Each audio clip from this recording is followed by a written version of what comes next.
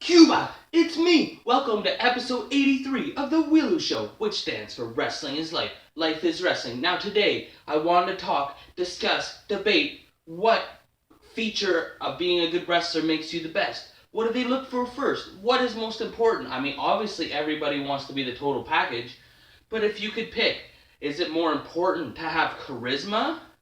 Is it more important to look big and strong and be a big, huge guy? Is it more important to just be a good, technical, sound wrestler that can do it in the ring?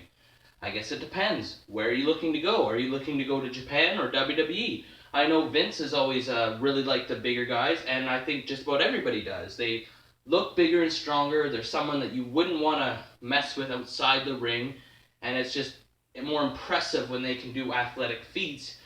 But at the same time, the world is changing, and if you wanted to go to Japan, I mean, Japan likes big guys too. I'm just saying, being a good wrestler is more important. I mean, you want to put them all together, but if you had a choice, and you had a kid, and you wanted him to be a wrestler, and he was born, what one would you choose? Would you choose for him to be very, very charismatic? Would you choose for him to be 7 foot tall, 300 pounds? Or would you choose for him to learn wrestling and be the absolute best at wrestling and doing the moves and holds? And I mean, it really depends nowadays. Like, I think even if you just have one of them and you're very good, like if you're a big, huge guy, take Great Khali, for example, and you can't do wrestling that good, you're not very charismatic, you can still make it. If you just are the super charismatic, but you're not that great at wrestling and you're not that big of a guy, you could still be on TV. If you're just really good at wrestling, but you have no charisma and no size, you could still make it, I think. And I think also like willingness to play character. Also, like if you're creative, if you can think of stuff that no one else has done outside the box, that could also be considered the fourth one. I mean, for me, when I was younger, I always just tried to be the best wrestler I could be. Now I just try and be the most charismatic I could be. And when I was first coming in the business, it was all about size. Who cares if you could wrestle? Because you would learn, people would teach you, as long as you looked the part.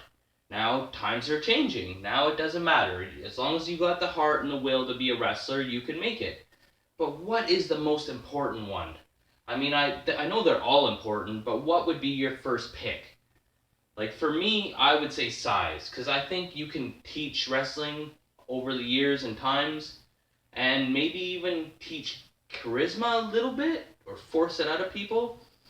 But I mean, also, if you're naturally charismatic, you're gonna be able to do a lot of things, not just wrestling. You're gonna be able to be a showman or an actor, or good at public speeches. But see, if you're the most charismatic person on the planet, but you're 5'4", 110 pounds, I don't know if the wrestling's gonna be for you. But I mean, times are changing, so I'm not saying you couldn't. I'm just saying it's hard. But what do you people think? Because obviously, I want to hear other people's opinions. And back in the 70s and 80s, it was mostly just about size. Obviously, you wanted to have a unique look and protect the wrestling business and be like, okay, you have to be a big, strong, tough person to be able to handle this. But who's to say if you're smaller that you're not strong and tough?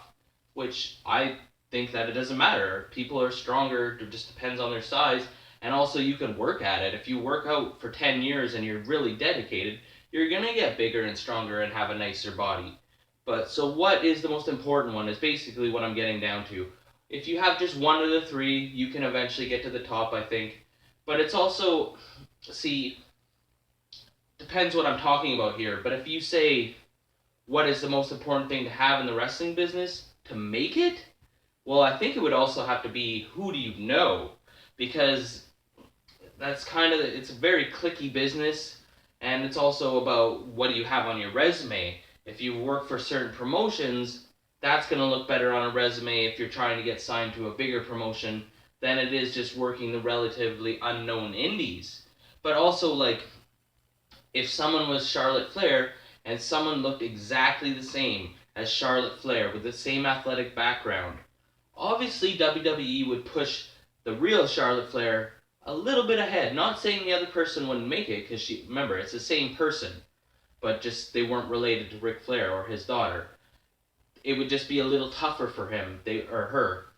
That person wouldn't be awarded the same opportunities right away. Whereas when you know someone, you're Randy Orton, your dad wrestled, you're one of the Samoan dynasty, you're gonna get a little bit longer of a look, and you might get pushed a little bit faster. Not to say the other person can't make it, I think it would just be a little bit harder for them than the other people. And not to discredit any of the people that were born into the wrestling business, because good for them getting the opportunity, and they obviously wouldn't have the spot if they weren't, if they weren't successful in doing good things. They're not just gonna push you. Hey, you're the Rock's kid. We're not just gonna make you a wrestler if you suck. You know what I mean? Or if you were Stone Cold's kid or something. They're not just gonna push you just based on who you are. You actually have to show that you're making progress and improving and dedicated and whatnot. So you do. It's not. I'm not just saying that they're just gonna give you the belt just based on who you are. I think that you have to have everything. I think you would just get the belt sooner than the person who is not related or whatnot, or even just another celebrity. Like, what if Arnold Schwarzenegger had a kid? Would he get pushed up a little bit faster? I mean, I guess it is a business too, so you'd get more press and more media from it. So, what do you people think? That's what I want to get to. What is the most important feature to have that will get you to the top faster? Is it something I mentioned? Is it something I didn't mention? Did I forget something? Let me know. This is episode 83 of The Willow Show. Remember, like, or you get a leg drop. Comment, or you get a clothesline. Subscribe, or you get a suplex. I'm your host, Elian Habanero. I love wrestling. Cuba!